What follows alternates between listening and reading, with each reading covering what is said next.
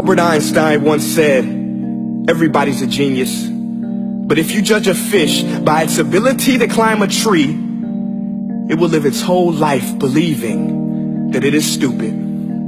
Ladies and gentlemen of the jury, today on trial we have modern day schooling. Glad you could come. Not only does he make fish climb trees, but also makes them climb down and do a 10-mile run. Tell me, school, are you proud of the things you've done?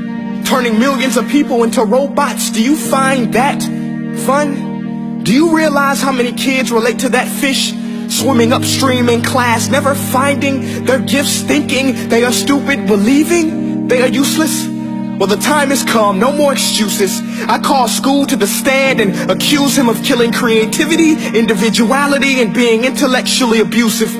He's an ancient institution that has outlived his usage. So, Your Honor, this concludes my opening statement, and if I may present the evidence of my case, I will prove it. Proceed. Exhibit A. Here's a modern day phone. Recognize it? Here's a phone from 150 years ago. Big difference, right? Stay with me. Here's a car from today, and here's a car from 150 years ago.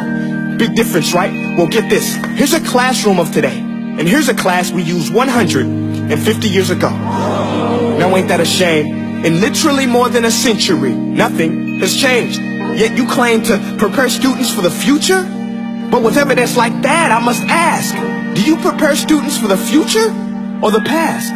I did a background check on you and let the record show that you were made to train people to work in factories, which explains why you put students in straight rows, nice and neat, tell them sit still, raise your hand if you want to speak, give them a short break to eat, and for 8 hours a day tell them what to think.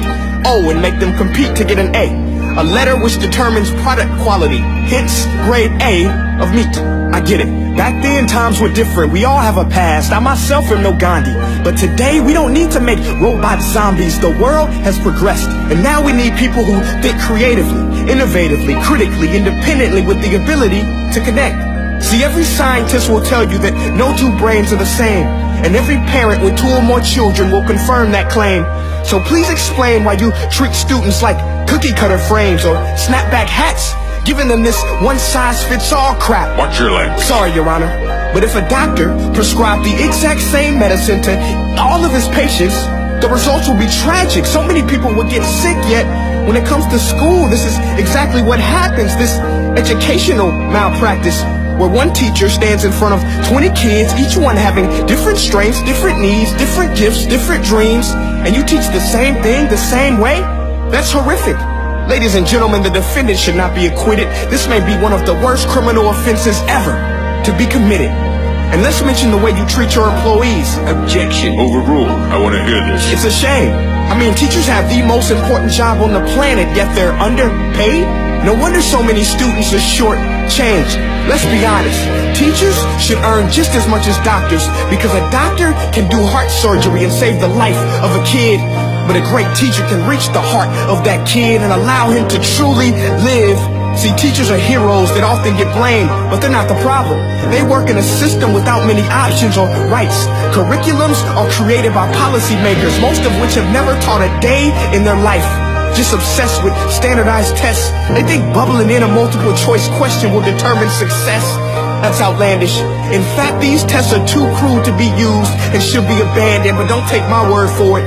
Take Frederick J. Kelly, the man who invented standardized testing, who said, and I quote, "These tests are too crude to be used and should be abandoned." Ladies and gentlemen of the jury, if we continue down this road, the results will be lethal.